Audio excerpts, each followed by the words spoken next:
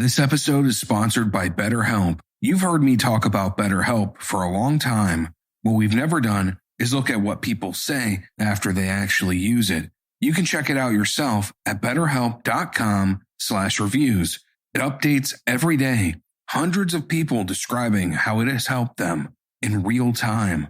The rating is what stands out. BetterHelp has an average live therapy session rating of 4.9 out of 5, based on over 1.7 million client session reviews. More than 6 million people have used BetterHelp globally, and their therapists have at least 3 years and 1,000 hours of hands-on experience, plus the education, training, and certifications behind them. Answer a few questions, get matched with the therapist based on your needs, and switch therapists at any time. If it isn't the right fit, see the reviews, see what stands out, and see if BetterHelp is right for you. Visit betterhelp.com. That's betterhelp.com. Milk is the first promise a body makes. A woman does not decide to produce it.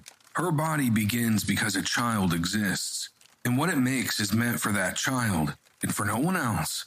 It changes as the child grows, so that what is given at 6 weeks is not what was given at 6 days. It is the only food on earth made to order for a single customer. It answers the child too. The reflex that releases the milk can be offset by the sound of a baby crying. A woman across a room hears her child and feels her own body reply. Nothing else a person is ever given works like that. Southern Oregon in January is a country of standing water. The rain comes off the Pacific and hangs in the Coast Range, and the Douglas fir goes black with it.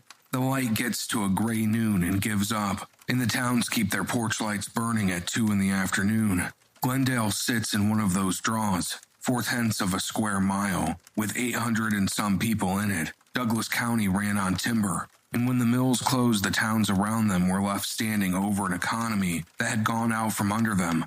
Roughly 1 in 4 residents live in poverty. Poverty of that kind narrows the list of things a person has left to sell. The assets that remains are ones a person is carrying, and by 2014, there was a market for those, reachable from any room with a laptop. In November of 2014, a young couple moved up from California into a rented place on Willis Avenue with their 2-year-old son. In December, a second son was born at home. They named him Data Hancock.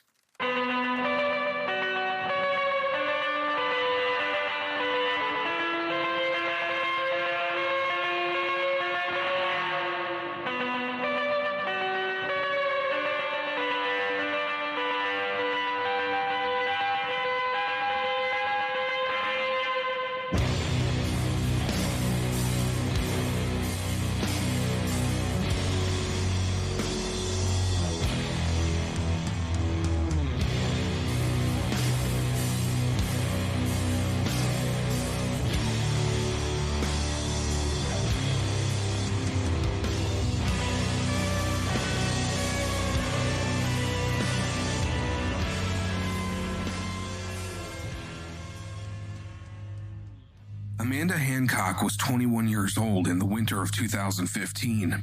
Stephen Williams Jr. was 26. They had come north from Santa Rosa, California, where both had been students at the junior college, and neither had finished. A man named Nathan Feldhorn told a campus reporter he had last seen them in September, staying near the downtown fairground, in a garage he understood to belong to Hancock's mother. He described the place as a shanty and said it reeked of cigarette smoke. 2 young people in a borrowed garage with a toddler and a pregnancy is not a crime, and thousands of households in the Pacific Northwest were in some version of it that autumn.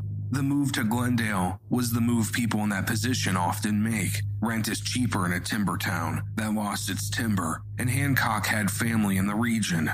They drove north up Interstate 5, 6 hours out of the California wine country and into the Oregon rain, and took a house on the 800 block of Willis Avenue. Willis is a short residential street, a few blocks off the freeway, and the nearest hospital is a half-hour north to Roseburg over Wet Road. Williams had 2 other young children with another woman. The 2-year-old came with them, and the baby was due in weeks.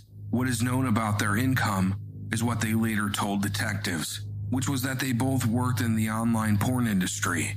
Hancock performed on camera, subscribers paid to watch, and that payment was the household's money. The specific product, in the reporting and the court file, was her lactation, which meant that the pregnancy and then the birth were themselves the household economy.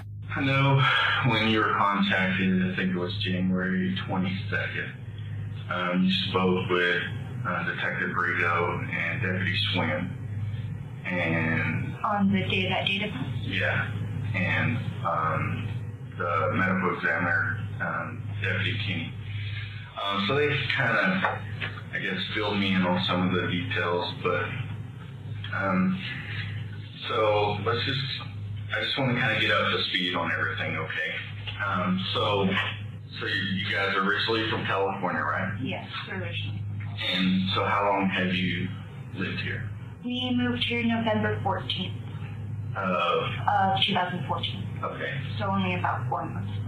Okay, and when y'all moved up here, where did you move to? We moved to that house. It is 857 Willis Avenue in Glendale, Oregon. Okay. And when you moved here, who all moved here? It was me, Steven, and our son. So talk a little bit about yours and Steven, right? But he goes by Michael, correct? Okay. So talk a little bit about yours and Michael's business that you have. Okay, this is one thing that I have been wanting to explain because his brother, when he said that we throw adult parties, that was something he was saying to make himself feel better because he has no job. Okay. We pay for everything inside of the house. He has no pull for anything except for food stamps now that he got back to New Mexico. Okay. What we used to do in California, we started to put together a production company for any and all entertainment. This was revolved around like EDM music festivals, dancing teams, and really anything that people have passions for. We have been working on adult campsites for a while since I turned 19. I've been working on the campsite. And that was a separate venture from our production company. And we had started getting ideas to throw adult parties. We looked up all of the laws and what steps to take, and we threw a couple inside of hotels, but then we held back on that because we had more responsibilities to take care of with our kids and our normal job and bills. But right now, the only job that we work is online as cam models. Camming is legal work between consenting adults, and monetizing her own body is not what put her in front of a jury.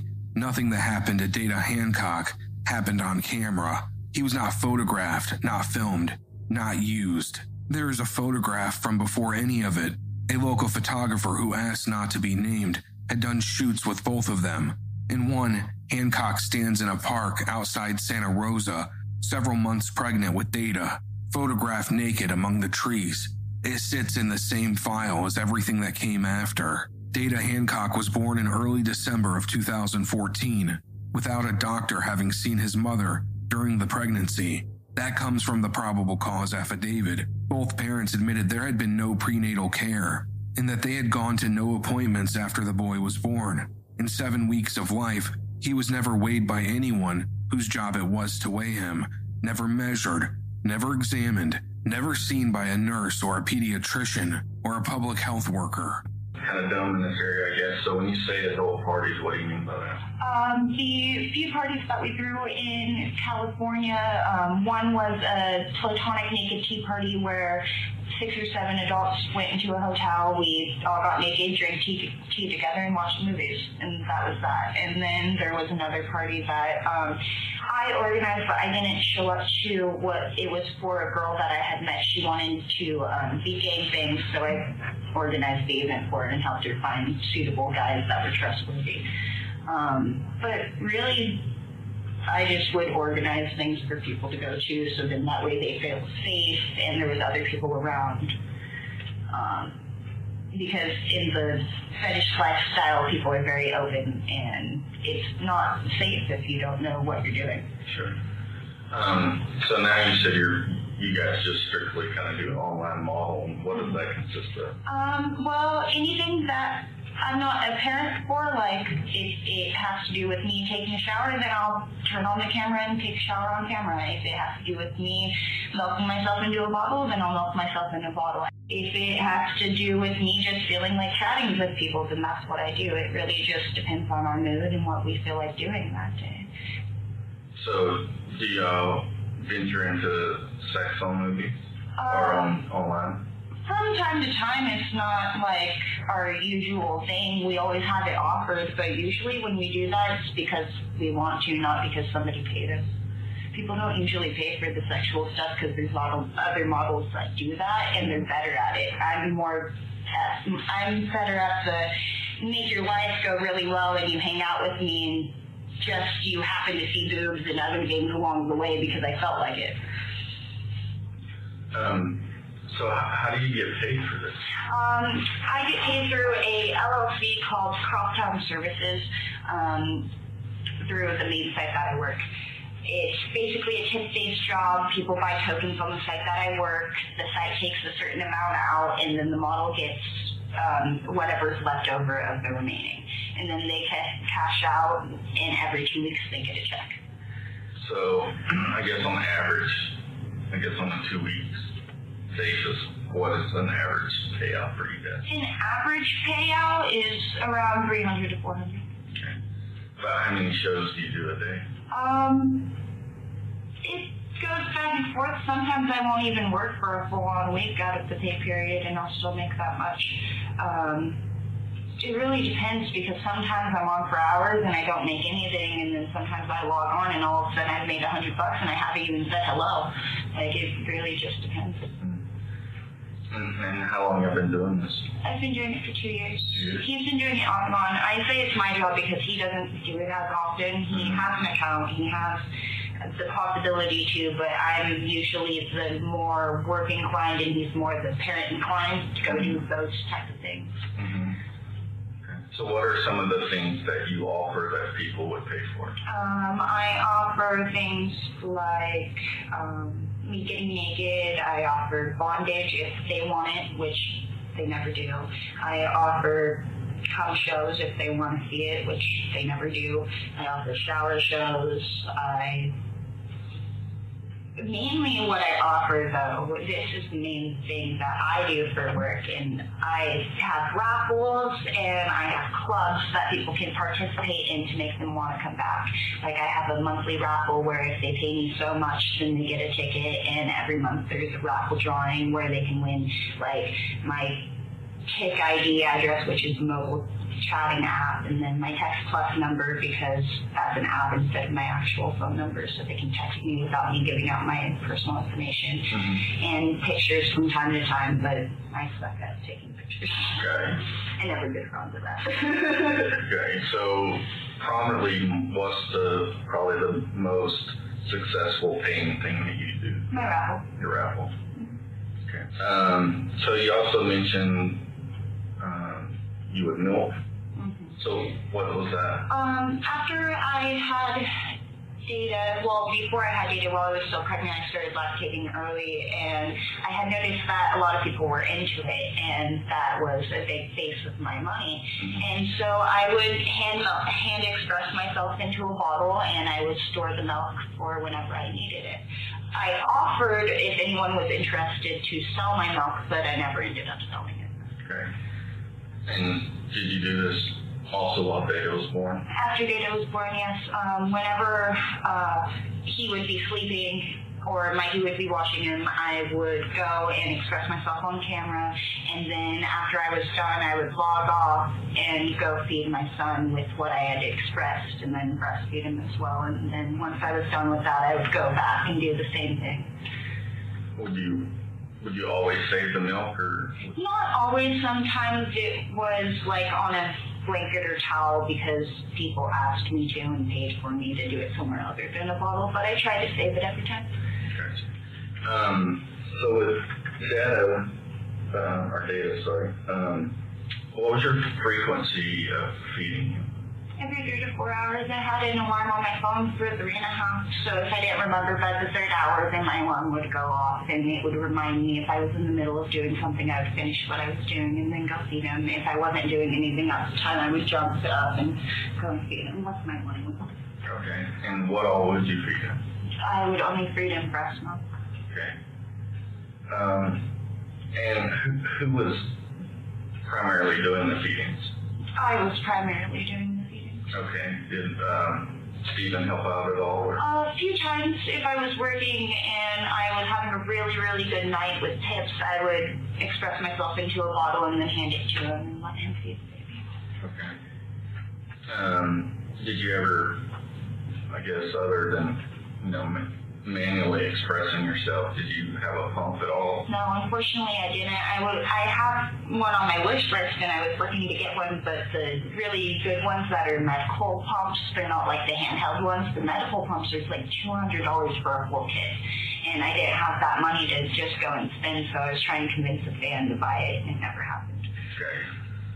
So, would you ever store the milk, freeze it, or anything? I froze one bottle before he was born, but then I ended up tossing it out because it went bad before he was born, and I didn't trust giving it to him. Mm-hmm. But I stored it inside of the fridge for up to 2 hours at the most. Whenever I was storing milk, it got drinking fast enough. Okay. How much do you think Data would drink at a time? I made sure that I expressed at least 3 ounces every time that I fed him, and most of the time he would finish it and want more, but sometimes he would only have about 2 ounces. Okay. And did he have any issues with latching on? And no, he had no issues latching on. Okay, and could you tell he was actually getting milk? Yes, I could, but that's also why I was hand expressing. I wanted to witness how much he was drinking as well as feeling it, because even though it feels like he's getting some, you never know. And so I wanted to make sure that I was doing the best I could for him. A baby does not starve for 7 weeks in an American town because a system failed. He starves because no system was ever engaged. Nobody struck Data Hancock. Nobody shook him. There are no fractures in this file, and no bruises. And that absence gets read as proof this was something less than violence. It was violence. A blow kills in a second and takes one decision. Starving a 7-week-old takes a decision every few hours for 49 days, while the evidence of what these decisions were doing lay in the room getting smaller. And during, you had an appointment at 2 weeks, right? Yeah, they called me because I had explained to them we live 50 miles away, and so it would probably be easier if they called me. And so they called me, and we scheduled an appointment after they had that first checkup. And when his appointment started getting closer, I was looking for a ride, and I finally found one, and then the next day the lady canceled on me. And so I ended up calling his doctor 2 days before he passed, and explained to them that I didn't have a ride, I was trying, but I might not be able to make it to his appointment. And they said that that was fine, they would take him off the schedule, and if we show up, we could do a walk-in appointment. And so what happened with the very first one? The very first one, they called me, they asked me how he was doing, they asked me how much he was eating, they asked me how I was feeling, and then that was basically. But you didn't show up to the appointment, right? No, they only had a phone call appointment. And when you would do the lactation shows, how much do you think you would lactate? 2 to 4 ounces, depending on how long I was on. Okay. So at any time during the almost 7 weeks that you had data, did you ever stop producing milk at all? No. So your ducts never got clogged to where? Not fully, no. No, but you were still able to produce milk. Yeah. Okay. And no known infection that you had? No. Okay. So why didn't you tell us last time that you did have an infection and that your milk ducts were clogged and that there was a period of about 3 weeks that you were not able to produce milk? I said I was not able to produce milk as quickly. And I said I was scared that I had an infection. I didn't say that I had one because I did not have one to my knowledge. I was scared, yes. No, I'm not going to argue with you, but no, that is what you said. The 49 days ran through the darkest stretch of a southern Oregon winter. Early December to late January is the bottom of the year. The rain more or less continuous. The daylight down to 9 hours. The house would have been closed up against it, and whatever happened inside happened in artificial light, in rooms nobody else entered. Starvation is slow work. An adult can go a long time without food because the body is built for scarcity and will spend fat before it spends anything it needs. A newborn has almost none of that. A 7-week-old is metabolically the most exposed human being there is, running a body that doubles its birth week inside 6 months, with reserves measured in days. The margin that carries a grown man through a hard winter does not exist in a child that size. The body spends its sugar first. Glycogen is the quick fuel stored in the liver, and an adult carries about a day of it. An infant carries a few hours.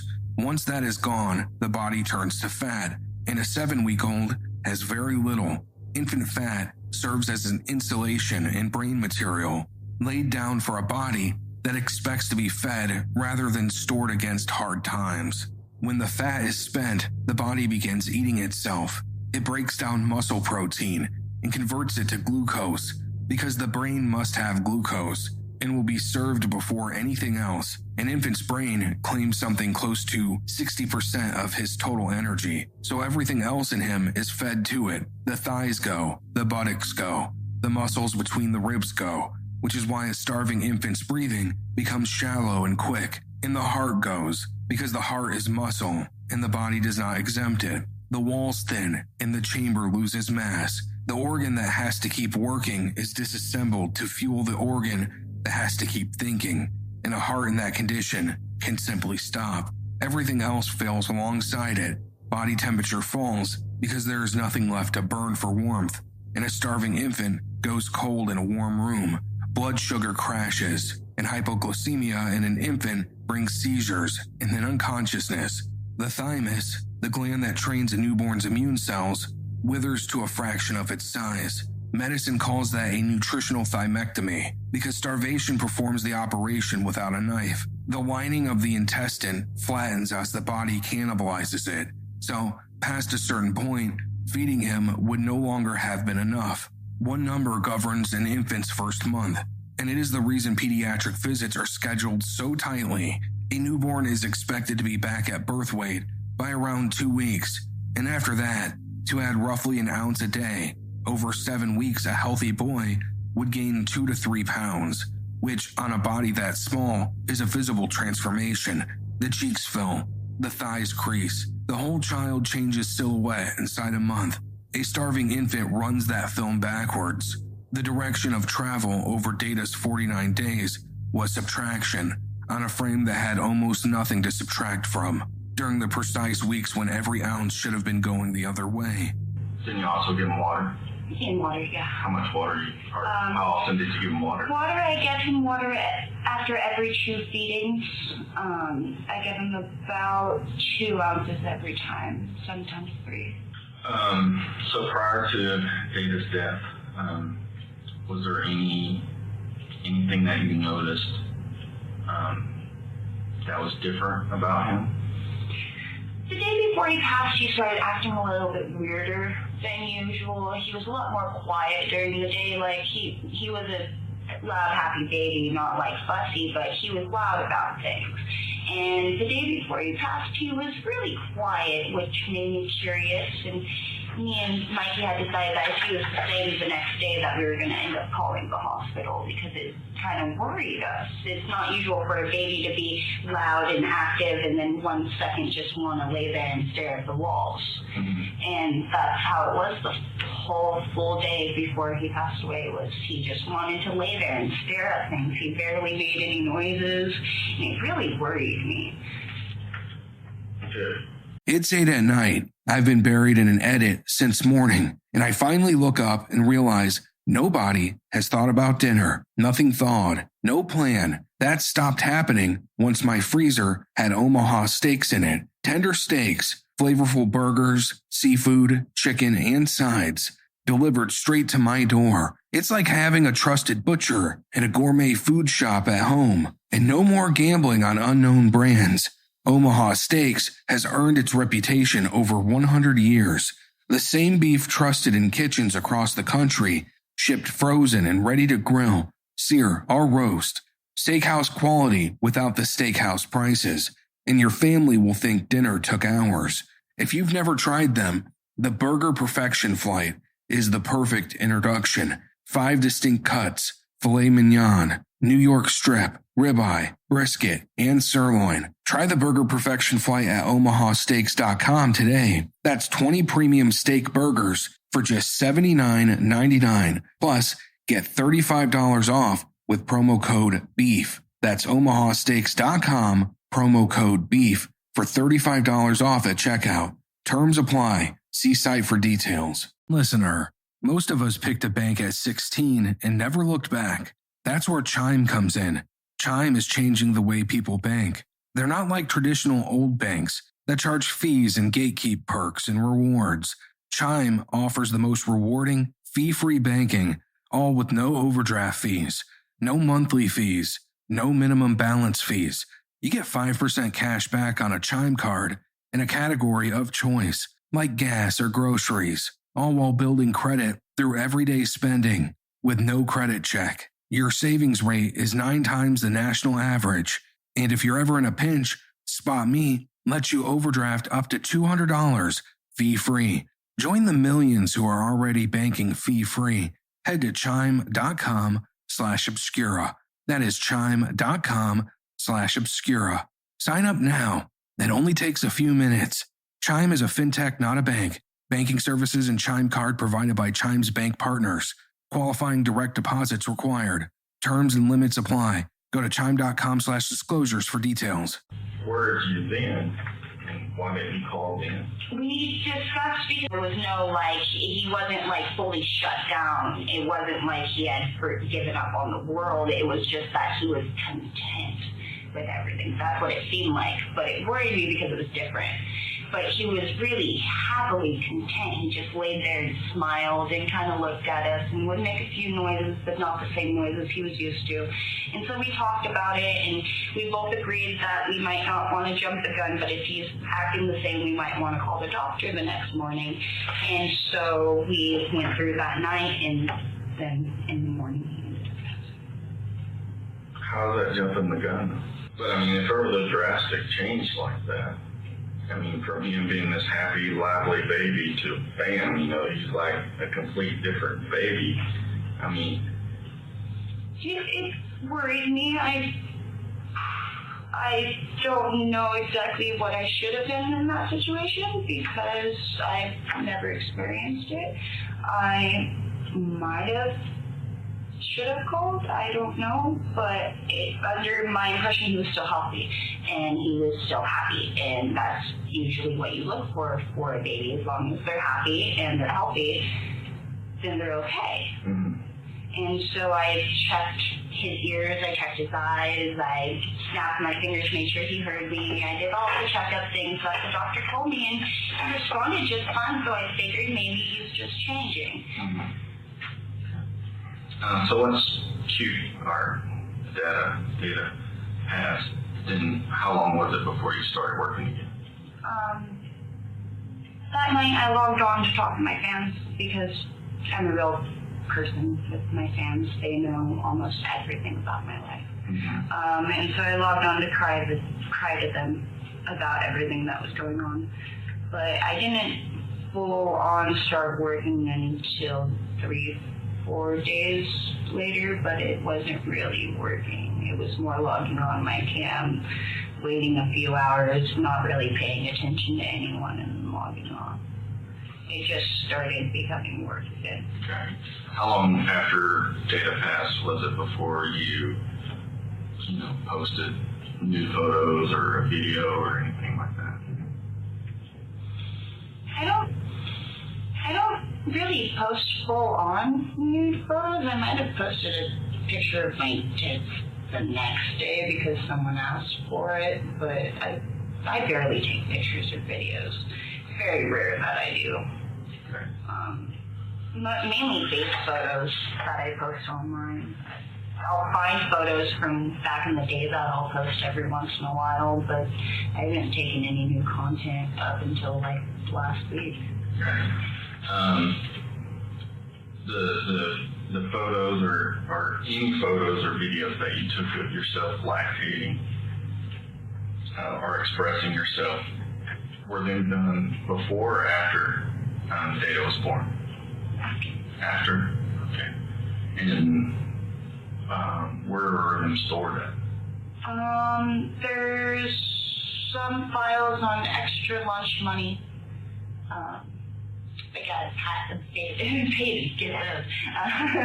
And then my Google Plus cloud, I believe, has all of my photos on it. I haven't gone through it because there's pictures of Data and I'm not ready to. Okay. Over 49 days on Willis Avenue, the diapers coming off Data Hancock would have been dry, day after day, in a house where 2 adults were changing him. The quiet is what carried the 7 weeks on Willis Avenue. A baby who has been hungry long enough stops crying because crying costs calories the body cannot spend. The quiet is the body triaging, shutting down a demand it can no longer fund. A silent baby reads as a settled baby. And in starvation, that reading is inverted, and all of it is visible. A child starving over 7 weeks does not look like a child who was fine yesterday. A parent lifting him a dozen times a day feels the weight going out of him, and anyone notices a bag of groceries getting lighter between the car and the door. Stephen Williams said as much to the detectives. He told them he thought the baby had lost some weight. He was right. He looked at his son, correctly identified what was happening to him, and did nothing about it. He explained why, in a phrase the state of Oregon wrote into a charging document. He did not call a doctor, he said, because that was Amanda's responsibility. This was the agreement they had made. All right, so like I said earlier, we have some preliminary results regarding the autopsy. And preliminary just means basically we haven't got all the labs and blood work yet, but the state medical examiner has, did the autopsy and, basically made their determination based on the autopsy.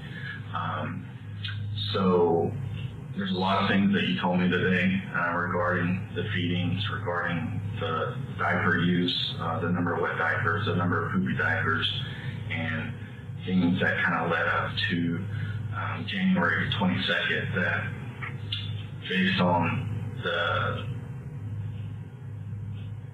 scientific portion of it and I guess not necessarily scientific portion, but the medical portion of it that I believe to be inaccurate. Okay? And reason being is the cause of death for Data was basically he starved to death. Okay? And the medical examiner and the chief, I don't know if he's a chief, but he's a doctor at Dornbecker, can prove that based on the autopsy and what Data looked like when he passed away. Okay, I asked for my son to be preserved because I wanted a second medical examiner, and then that request never got past me. My attorney requested for that, and now we have the remains of my son, and I wish that I could have a second examiner because I didn't starve my son. Well, you did, and here's why. Okay, your son had 0 fat on him, 0. He weighed approximately, 7-8 ounces less from the time he was born until he passed away. Once he got to the medical examiner's office, I may have to wrote down here, but I know when the deputy ME weighed him, after the fact, he weighed 5.7 ounces. Okay, when Data was born, he weighed 5.12 ounces. Mm-hmm. When she weighed him, she being the state medical examiner, weighed him at autopsy, he weighed 5.3 ounces, which is 0.9 ounces less than, or basically 9 ounces less than what he weighed when he was born. What was he eating? Well, he wasn't eating enough. Okay? He had nothing whatsoever. Could there have been just no nutrients in my milk? I've had your milk tested. Okay? There was no parasites, no nothing in your milk. Your white blood cell count was perfect. So there was nothing going on. I'm not getting anything. Well, It makes no sense to me. I was feeding my baby. I made sure I had an alarm on my phone even. there was nothing inside his intestines when the autopsy was done. What? That doesn't make any sense. I see him all the time. Here's what I think was going on. You may have thought you were feeding, and maybe he was getting some milk, but for the fact that you were using your milk to make money off of. I didn't sell it, so I also. But you didn't sell it, but you were using your milk,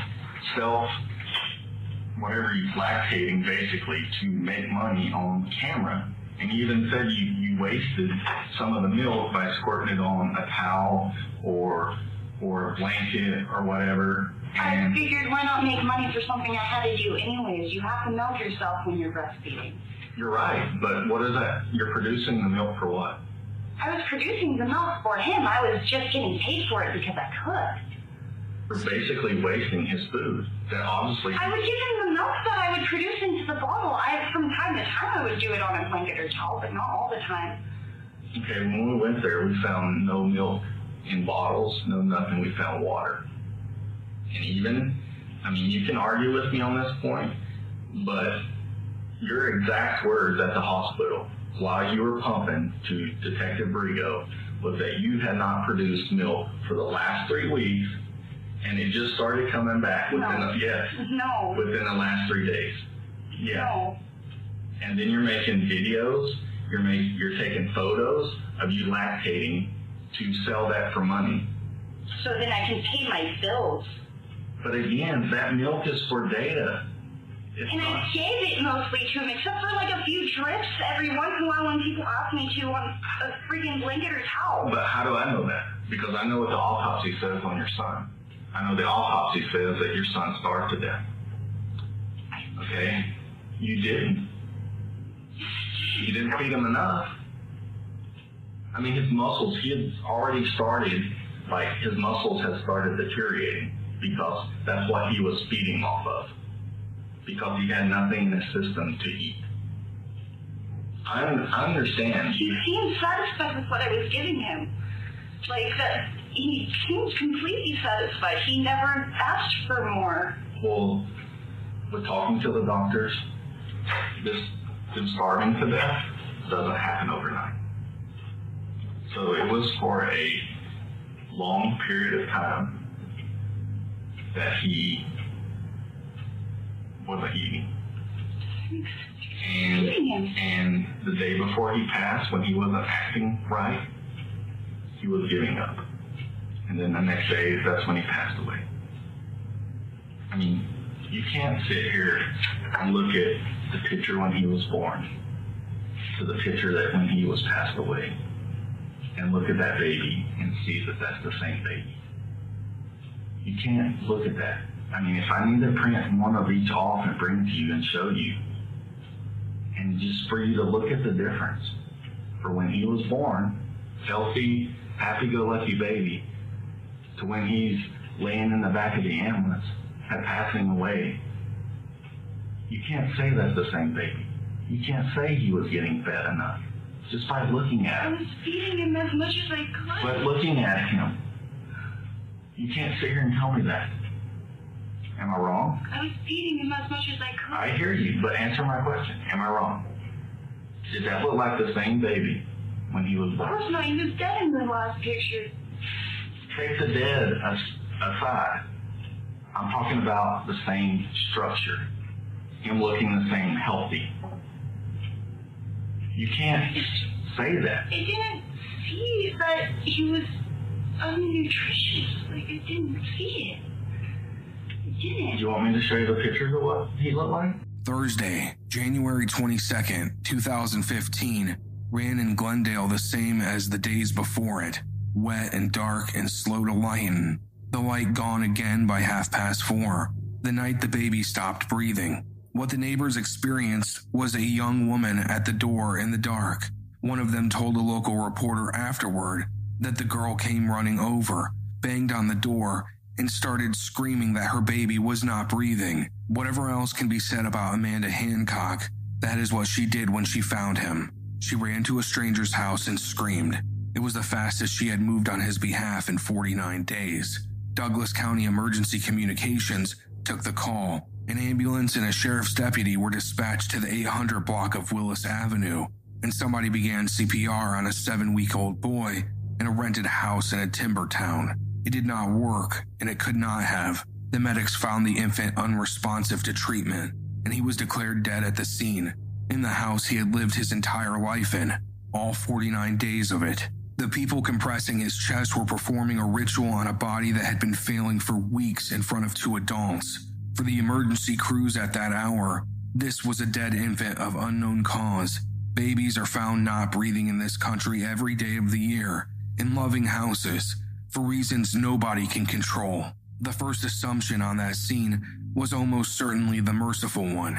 Deputies do not walk into a house on Willis Avenue in January expecting to find what they found. The body went north to the state medical examiner's office in Portland, and there the merciful assumption ended. The autopsy found that the child had starved to death. Starvation writes itself into a body in ways a pathologist can read directly. The fat that should cushion an infant's organs is gone, including the last reserves a body surrenders. And a medical examiner does not reach starvation quickly, listener, because the differentials matter. Metabolic disorders can prevent a fed infant from thriving, and so can cardiac defects, and a dozen rare conditions that leave a baby wasting in a house where the parents did everything right. Those had to be excluded first. The Oregon State Medical Examiner's Office excluded them. The investigation that followed was no whodunit. There was no mystery about who had been responsible for the boy, only the question of what the adults had known and what they had done. It took a month. The county medical examiner and the sheriff's detectives worked it jointly through the back half of winter. And during that month, Amanda Hancock and Stephen Williams went on living on Willis Avenue with their 2-year-old in a town that was raising money for them. Then the detectives went and asked them. In February of 2015, Amanda Hancock and Stephen Williams sat down separately with detectives from Douglas County Sheriff's Office and built a record that convicted them. They were not hostile. They did not lawyer up and go silent. They answered at length, and what they produced was a portrait of a household in which the care of an infant had been assigned, discussed, and then simply not performed. Amanda Hancock told investigators that she self-lactated for money. The milk existed. It was produced on a schedule, in quantities sufficient to sustain a paying subscription, and by her own statement, it was directed deliberately as something that was not the vessel used to feed her son. The distance between the milk and the baby was a matter of feet and a matter of choice. She described that choice herself to police without any sign that she understood what she had handed them. They both said they had fed him multiple ounces of milk multiple times a day, and Williams gave the detectives a sentence that has followed the file ever since. He had noticed the weight loss. He had not called a doctor because calling the doctor was Amanda's job. That was the agreement they had made. Most of the coverage treated that as a monstrous thing to say.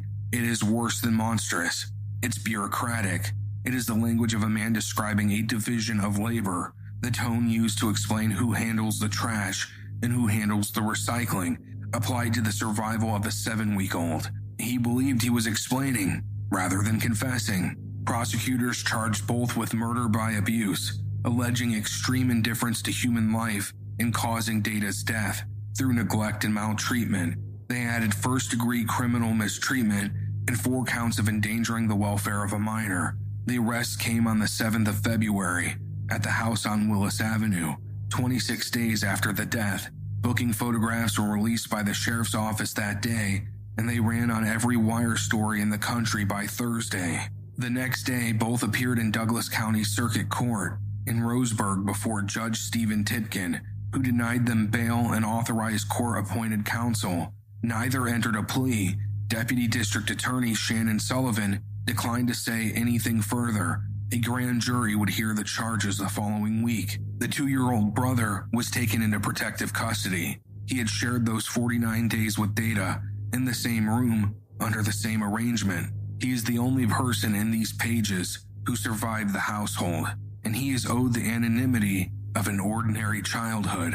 For 26 days between the 22nd of January and the 17th of February, Glendale believed a different story. What the town understood was that a young couple who had recently moved in had lost a newborn. That is all anyone knew. In a town of 800 and some people, in a county with a child poverty rate near 30%, closed around the family and began paying for things. Neighbors came forward with money. A Southern Oregon Community Forum noted afterward that Glendale people had covered the couple's water and sewage bill so they would not have to worry while they buried their son. Online condolences came from strangers. Friends who had known them in California posted prayers and offers of help. Brittany England, who said she had known Williams her whole life, described him publicly as one of the most caring people she knew. The town did nothing wrong here, just to make that clear. Every one of those people acted correctly on the information available. A baby had died, and the parents were poor, and paying a utility bill for a grieving family is one of the more decent things in this story. And during those same 26 days, Amanda Hancock continued raising money using the milk her son would never taste again. Then, on the 18th of February, the arrest hit the wire.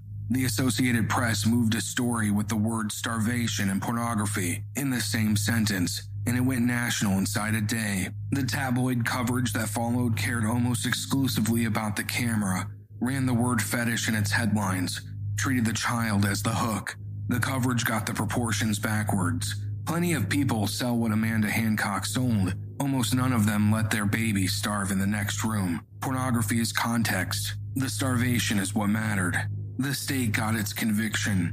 The county was spared a trial, and the record of what happened on Willis Avenue closed at the level of an affidavit in a plea form. Stephen Williams pleaded not guilty in March of 2015 to murder, first-degree criminal mistreatment, and the 4 endangerment counts. As of the reporting around Hancock's conviction in June of 2016, he was scheduled for his own jury trial in April of 2017. What happened at the end of that road is not in the accessible public record. The Roseburg paper that covered the case through 2016 left no widely available report of his disposition. Under Oregon's Measure 11 law, his specific charge carries a mandatory minimum sentence of 25 years to life in prison. Amanda Hancock served 10 years in the Oregon Department of Corrections. She was scheduled for release in February of 2025. She went in at 23. She came out at 33. Her body never stopped. Amanda Hancock's milk did not dry up. For 49 days, her body did precisely the work it is built to do, generating the exact substance her son required. It was the one thing she could give him that nobody else could. And every day she pointed it somewhere else. The mechanism was crueler still. A starving infant stops crying, so even the reflex that would have called for the milk went quiet in that house. Subscribers paid to watch that milk, reliably enough that it was the household's income, right through the 7 weeks and even after. Their son was the one customer who could not pay, and could not leave, and could not complain. Do not let the word neglect soften it, listener. Neglect suggests absence. This was a daily act. In Glendale, the rain comes back every November, blackening the fur at the ridges above a town that lost its mill and kept its people. Somewhere under that weather is a small grave paid for by photographs and videos. The first food a human being is offered is by his mother. Data Hancock's substance was offered to a market instead.